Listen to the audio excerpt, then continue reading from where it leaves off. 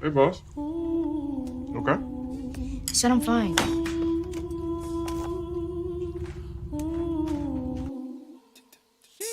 Me the bed, see you in the morning with the frosted Superman, but it wasn't on it, and we lost it. You can talk to me.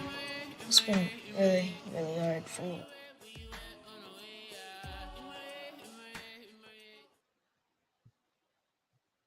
All right, all right. Welcome everyone. Today we're diving into a topic that so many of us don't question enough: caffeine. A socially accepted addiction we literally brag about, even while it's quietly burning us out. Our guest today, Mr. Steve Frazier, is the man who broke up with coffee and lived to tell the tale. He's the founder of Release the Coffee Cuffs and author of the Ultimate Manual for Quitting Caffeine Without Quitting Life. Let's start with something that might resonate with a lot of listeners. Steve, you made the brave decision to break up with coffee. What finally pushed you to that moment?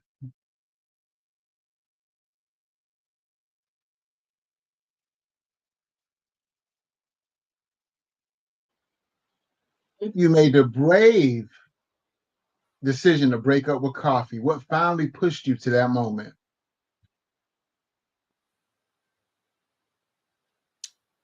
I had a health scare 11 years ago, and I thought I was having to the ER, and my heart was blowing out of my chest, and they put me on an EKG machine, and I had these huge jumps, and the doctor came in and said, you have something called premature ventricular contractions, and PVCs they're called, and they're common. Everybody gets them probably sometime. I just happen to be very sensitive. So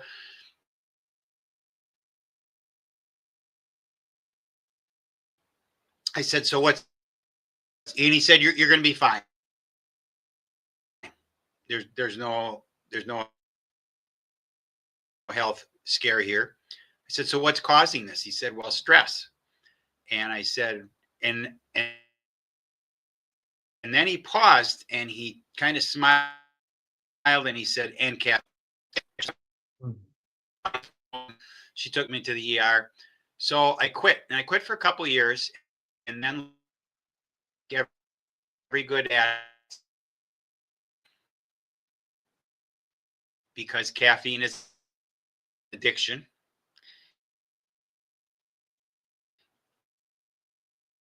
I can do this, and so I went back on,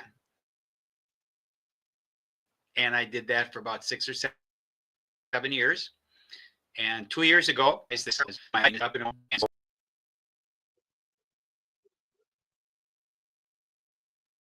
Got some technical difficulties there. There's no way for me to pause. I'll have to end the broadcast and start it over. Let's go to a commercial break, and hopefully that alleviates the issue. The hardest thing with mental health is it becomes a spiral. And sometimes all you literally need is a little catalyst to help you to stop. When I'm in pain or when I'm suffering, I have a really hard time reaching out and asking for help. I know it's so hard to talk about mental health, but when you don't talk about it, you feel more isolated, you feel more alone. If you feel something in your gut, if you feel something's wrong, you should, talk to them about that. Sometimes starting a conversation with someone about their mental health can seem awkward, but your support can make a huge difference. And I think that that's hopeful in those really dark times. You might not know what to say, but there are a lot of things you can say to open things up. I know you're going through some stuff, and I want you to know I'm here. I deal with the same issues as well. Maybe it's me, but I was wondering if you're all right. Learn more about how to start the conversation at seizetheawkward.org.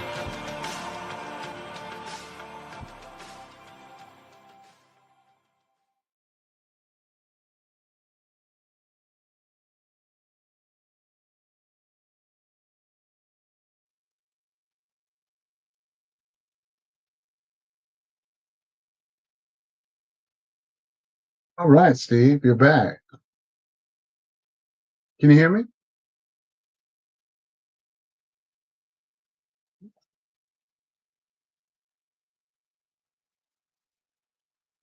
Oh, your mic is muted.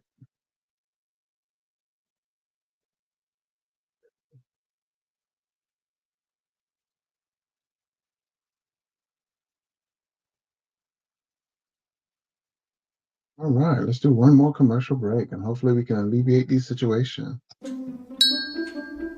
How to start that conversation with your friend about their mental health. First, make sure you aren't too far away.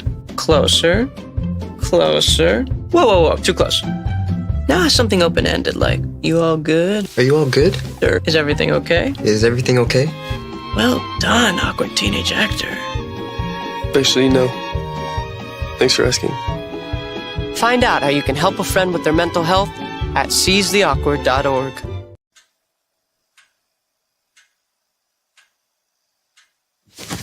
Awkward. All right, all right. Okay. You were saying that it was basically based on a medical issue and that you quit for a significant amount of time, but based on our addictive brains, you backtrack. Tell me more about that. Well, I just thought I could do it. You know, I could control it, and you can't. I couldn't. I'm sure people have. So 2 years ago, then I quit again, cold turkey, massive headache. 3 days I was down, brain fog, fatigue. And in a book that I wrote, Release the Coffee Cuffs, I have a chapter on anecdotal stories, and it's 20 people that quit caffeine. And everybody quits differently. A lot of them went cold turkey, which I don't recommend, but ultimately they got the same results that I did, and that is I sleep well now. And people that drink caffeine sleep, so don't misunderstand me. So when I say things today, for whatever reason, you can say, well, that doesn't pertain to me, because there's exceptions to everything. We all process caffeine differently, but there are some things that happen in our bodies which you don't control, okay, that none of us control. And that is the actual effect that a caffeine molecule has on, let's say, adenosine receptor. Okay, when it plugs the adenosine receptor in your brain, you don't get tired mentally. So you keep drinking caffeine, you mentally are wired, but you are tired because your body says it's time to go to sleep. And you don't control what happens when caffeine hits your adrenal glands, and it releases dopamine and cortisol and adrenaline, and you get high. But what happens with chronic caffeine use is that you no longer get that buzz. You don't the dopamine high, the adrenaline high, even the cortisol high, it doesn't have the same effect. What you are doing is actually going back to baseline. And baseline is it goes kind of to this question, and that is, does anybody, including you and me and any of your listeners, do they really know what it's like to be healthy? I mean, really, what does it truly feel like to be healthy? Very few people in the world, much less the United States, I believe, know that. Okay, if you're drinking caffeine, and 85% of people in the United States drink caffeine every day, you don't know what it's like to be truly healthy, because your cell is being affected. It's inevitable, because cortisol, which are in your circadian rhythm, when you go to sleep, yes, you do sleep. And I will, again, I mentioned this before, but there's 4 sleep cycle. The first one is very short. It's where you're low. The second one is the longest one. Very little happens there. There are some things that happen, but the things are the big ones. The third stage, also, that's where men produce testosterone, women produce estrogen, where cells heal. And that stage is short, and it is not activated as and then stage 4, and that's subconsciously fixing. And so you have 4 to 6 of these cycles every night. Well, when you hit 3 and 4 and you're not getting coffee, they grab a tea, energy drink, soda, anything with caffeine in it, which is possibly the worst thing you could do. And for anybody that is drinking caffeine and has no intention of quitting, I can tell you what you should do. Okay. Well, what you should do is go and look at the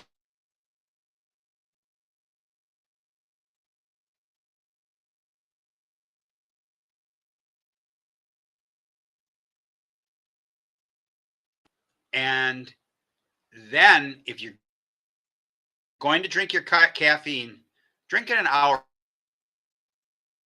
after you get up. Because what happens is you got your circadian rhythm to start naturally then. Now, this isn't easy because you're in withdrawal. Realize you haven't had caffeine for perhaps 10 or drinking coffee or tea.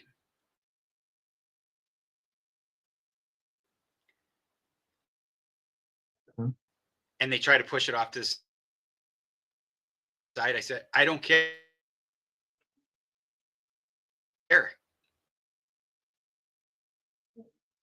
To shame you? It's not. Each one, and that is because we have free will and free won't. And I know I'm 68 years old. I have a lot of life experience. I had 6 restaurants for 23 years. I had thousands of employees. I understand I can't make anybody do anything.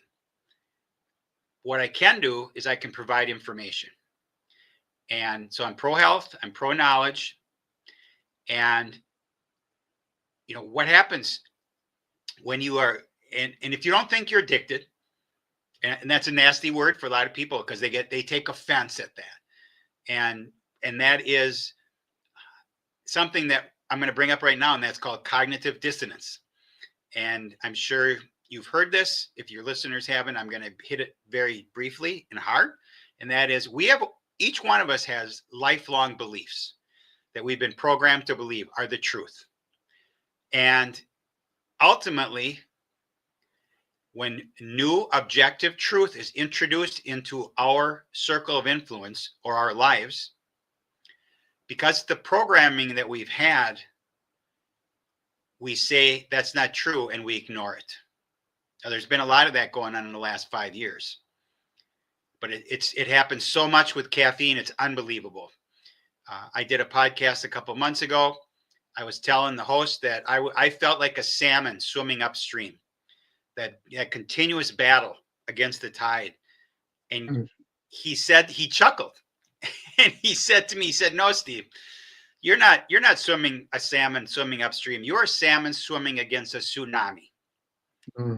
And he hit it right in the head, because all you hear is caffeine is good for you. It makes you live longer. It makes you healthier. And I'm going to say this. Those are lies. Okay. There's no proof. Okay. In my book, I have over 300 cited references.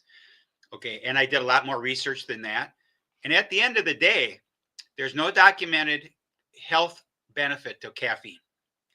With that being said, there's a major influence on the internet. He sells coffee.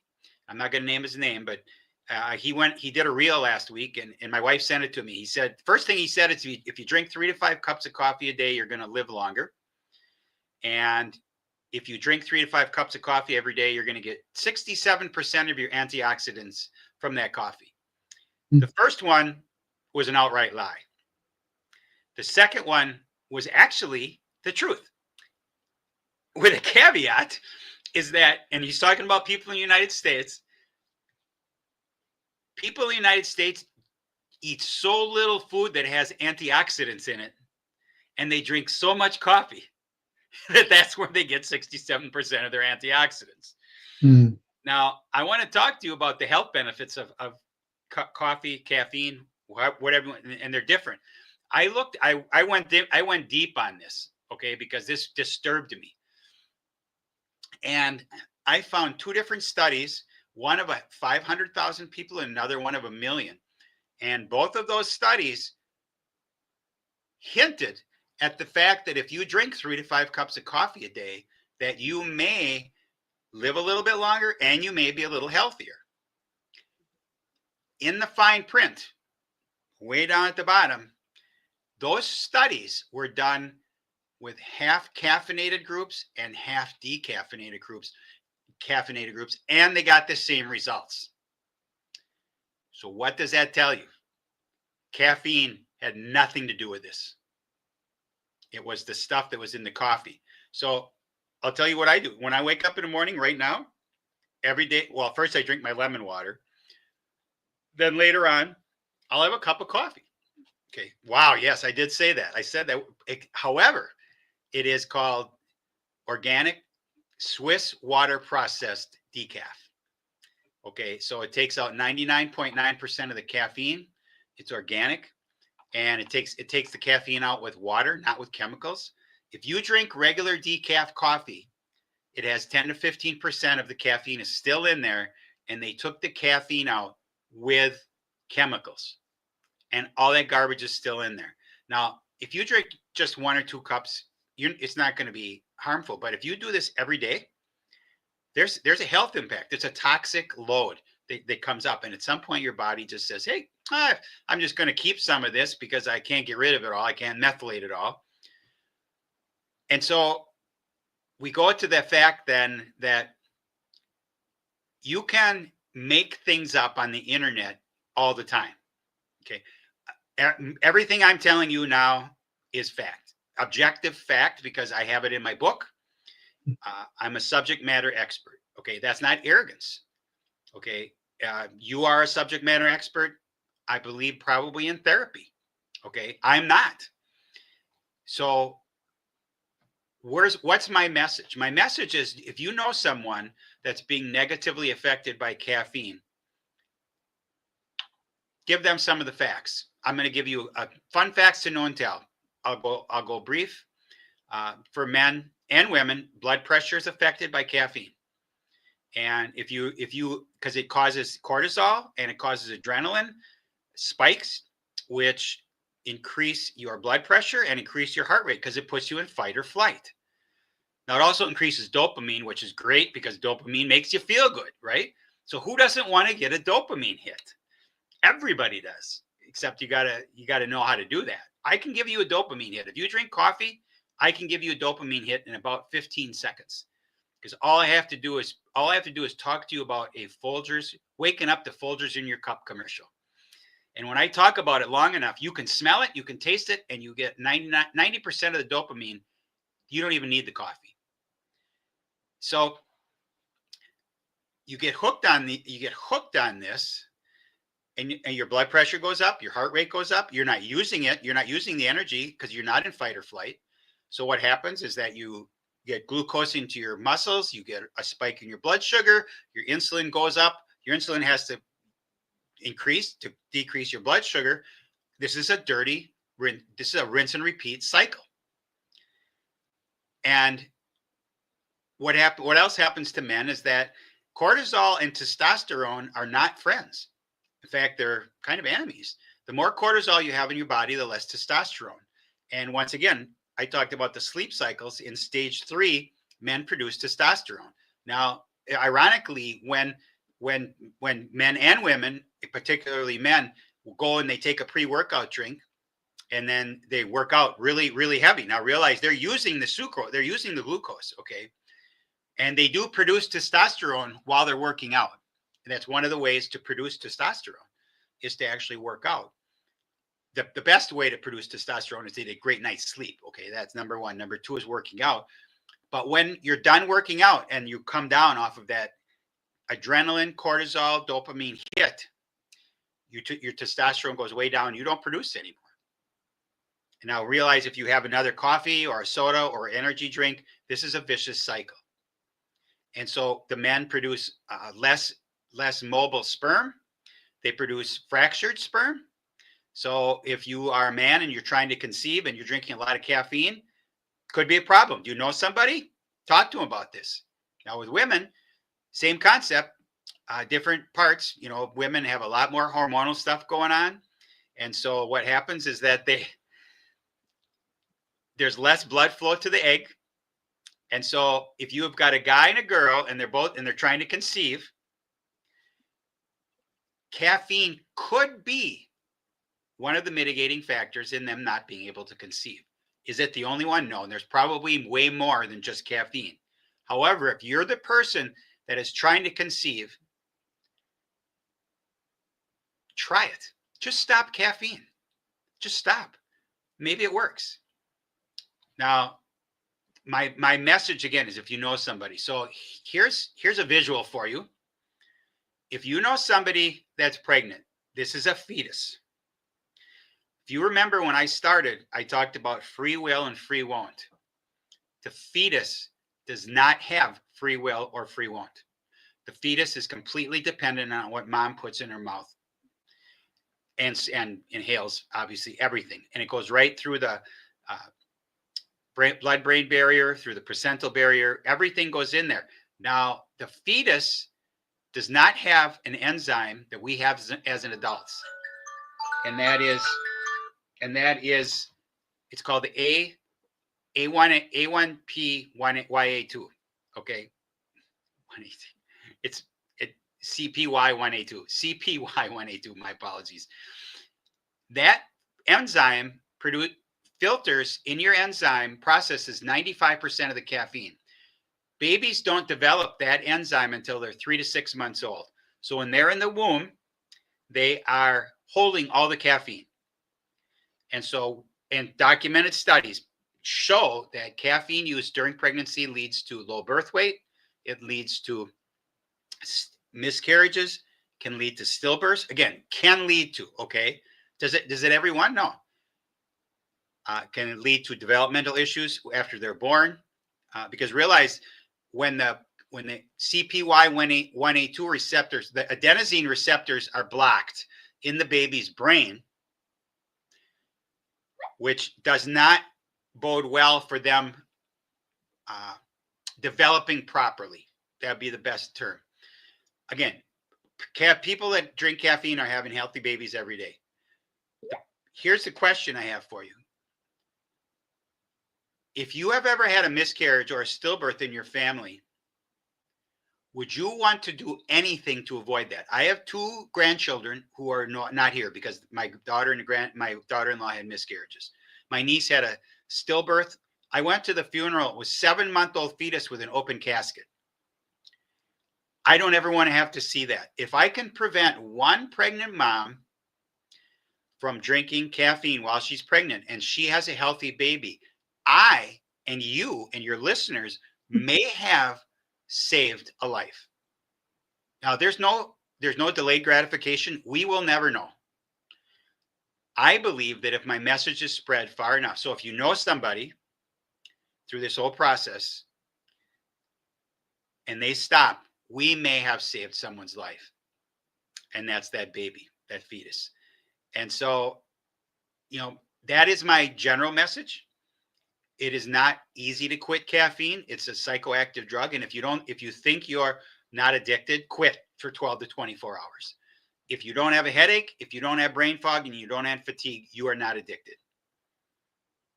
And there are people that I talked to a guy a couple of days ago. He's been drinking caffeine all his life. He quit, didn't have any side effects. Okay. He is not the norm.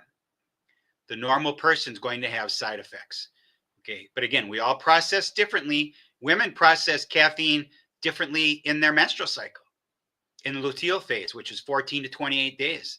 Caffeine is processed 70% slower because of all the estrogen in her body. It's the same It's the same way as if they would actually be on birth control pills because of the estrogen. So that half-life of caffeine now went from 5 to 8 hours to 8 to 12 hours. So that 12-ounce cup of coffee at noon, which maybe has 100 to 150 milligrams of coffee, actually can still, half of that's still there with her possibly at 10 o'clock at night. Again, she goes to sleep, but her sleep structure is not good. And so how do you quit? Well, first of all, you have to have a plan. You know, I have a plan in my book. I have a coaching program on releasethecoffeecuffs.com. That's CUFFS. And I'll put that in the show notes. And I've got some great tools and trackers and some information on caffeine that I'm going to send to you. You can put in your show notes. I would encourage everyone to, after listening to this, to just reevaluate their relationship with caffeine. Because there's a number of things that happen. And again, I've read hundreds of anecdotal stories of people quitting caffeine, and I've lived it. Okay. And the biggest thing is you're going to sleep great. And when you wake up in the morning, and one guy used it this way. He expressed this way. He was doing 1,000 to 2,000 milligrams of caffeine a day. I don't know how he stayed alive. He quit cold turkey, 9 days of withdrawal. 6 months later, he wakes up in the morning now, and he feels like he had 2 or 3 shots of espresso.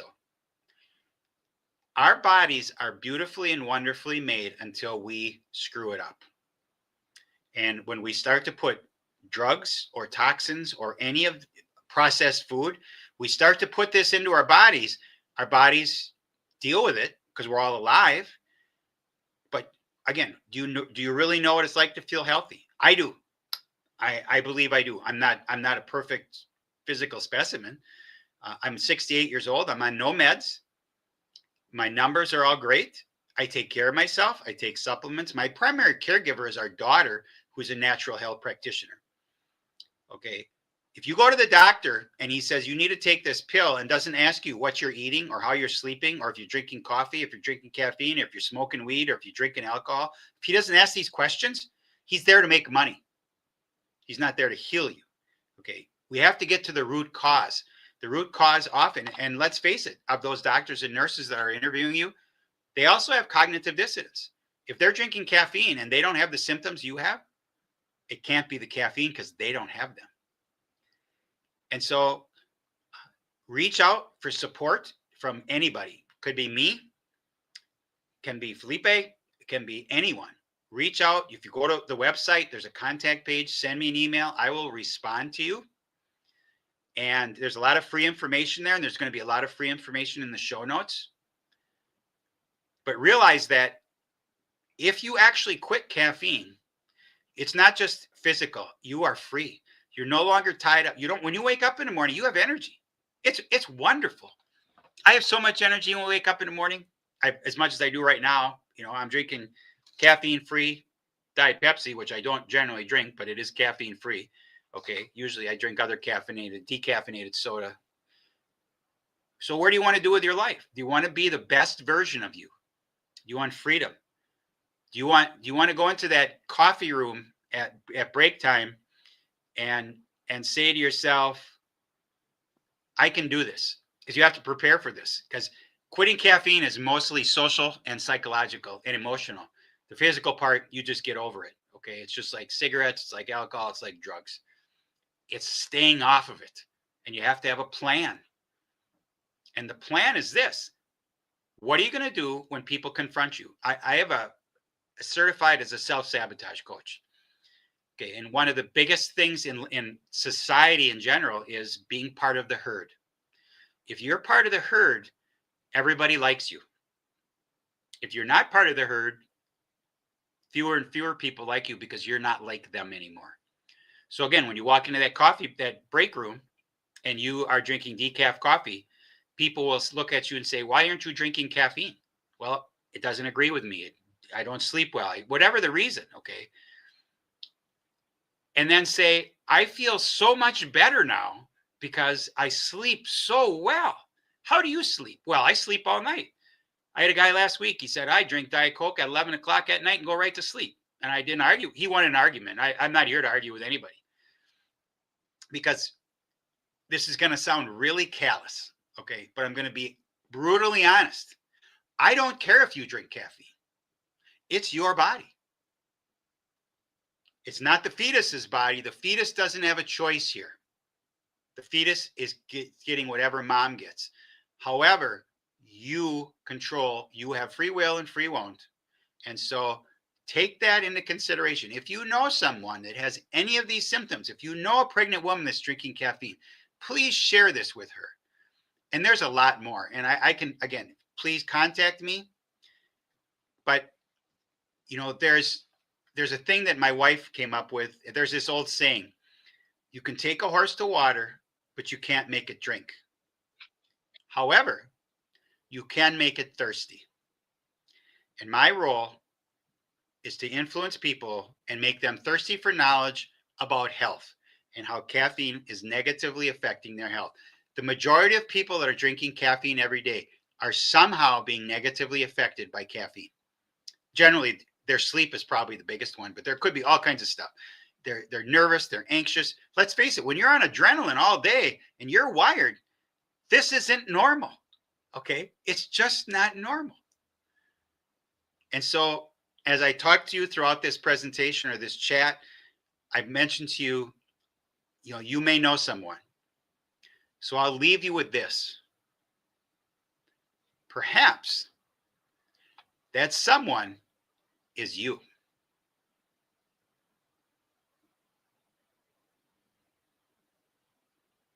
Indeed, indeed. Before we go, we had some people that had some questions. Okay. Over here off camera, and they wanted to know, they've been replacing, let's say, traditional coffee with caffeine with the mushroom coffees. What are your thoughts about the mushroom coffees? Can you leave us with some thoughts about that before Absolutely. we go? Yes. I think that truly organic mushroom coffees are great. The key is to see how much caffeine is actually, surprisingly, it says mushroom coffee, but there's regular coffee in there that has caffeine. And so you're just trading one devil for the other. Okay. The mushrooms, if they're organic, are really good for you. I have a mushroom blend that I put in my decaf. I mentioned that I have decaf. It's called Wild Shrooms. It's got 5 different mushrooms in it. They're all handpicked. They're all organic. And because I'm a firm believer, I've been taking mushroom tinctures for 7 or 8 years now.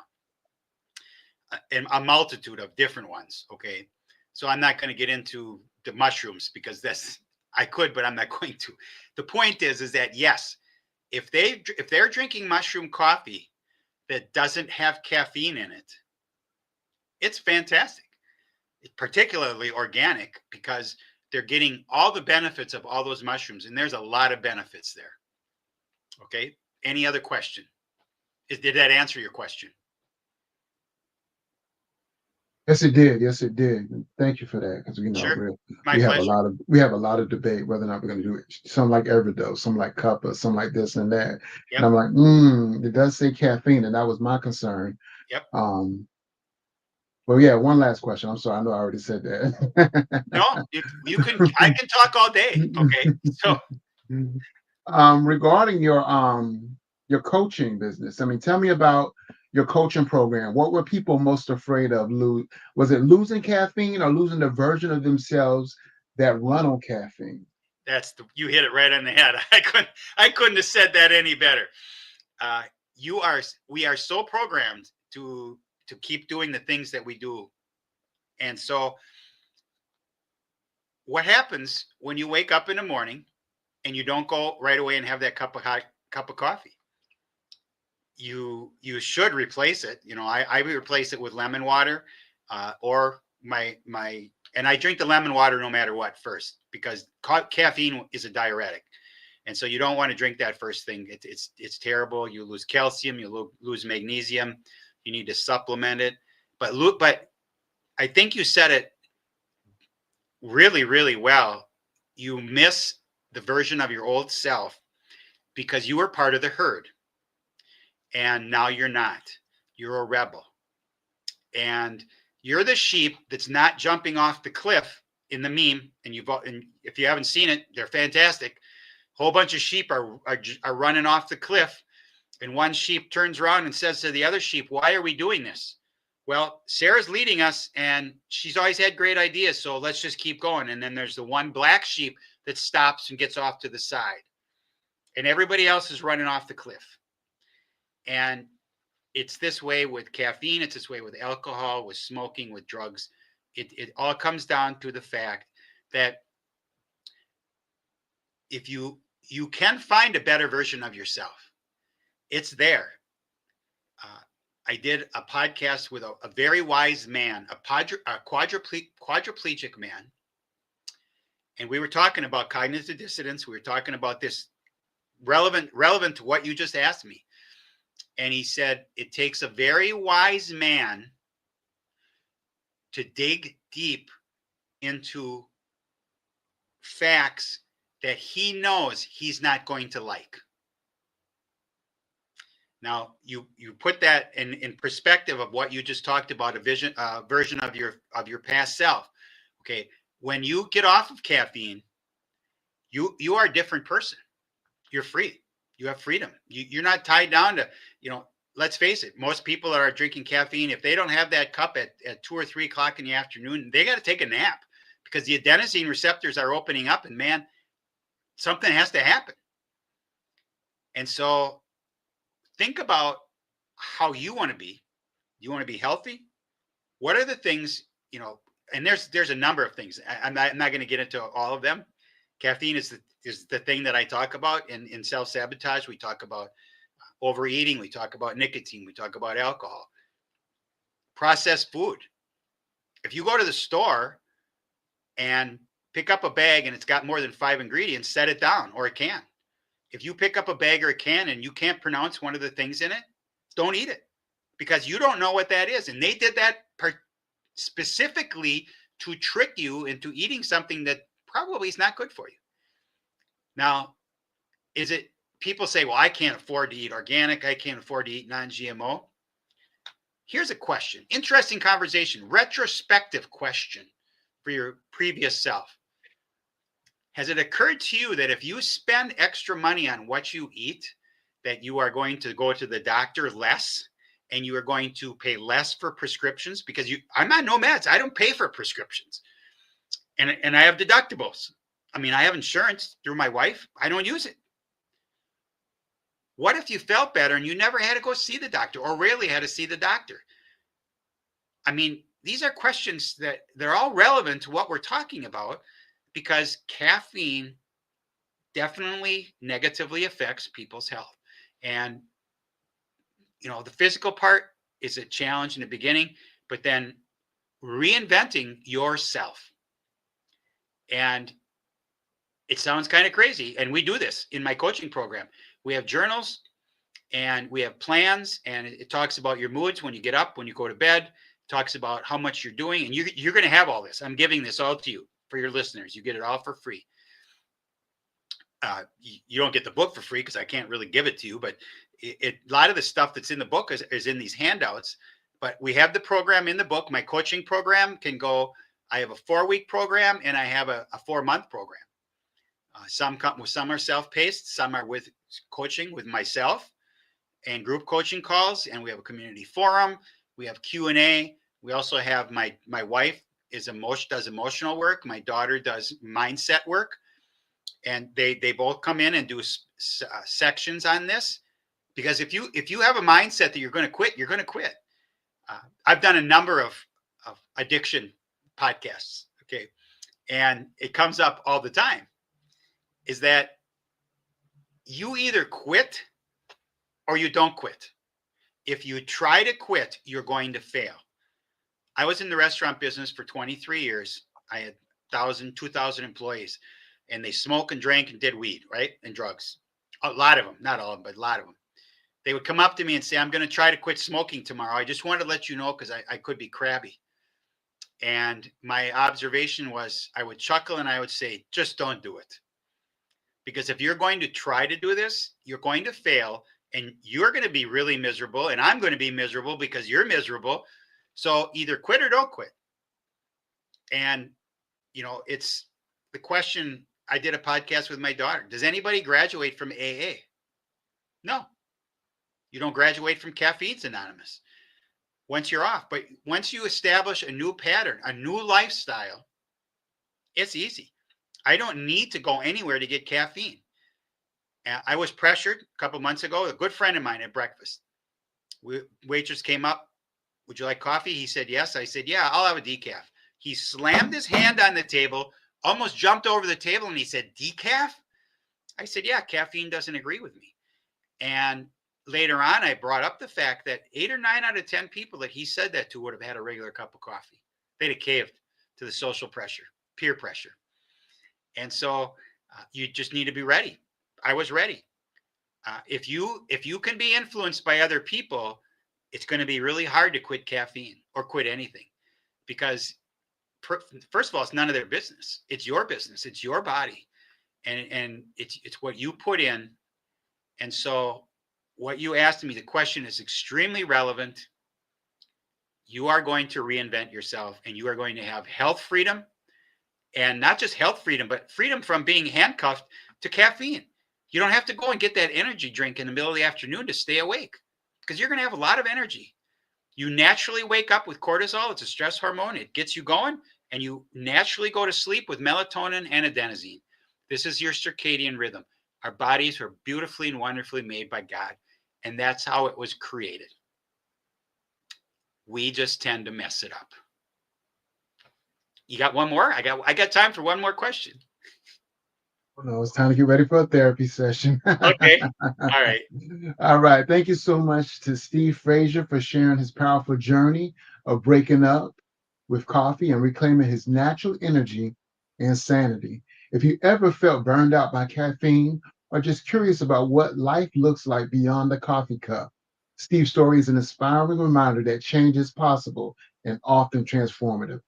If you want to learn more about Steve's work or check out his book, Release the Coffee Cuffs, head over to releasethecofeecuffs.com. You can also connect with him on social media. Links will be in the show notes. Remember, evaluating your relationship with caffeine is a radical act of self-care. And whether you decide to taper off or stay mindful of your consumption, having a clear plan makes all the difference.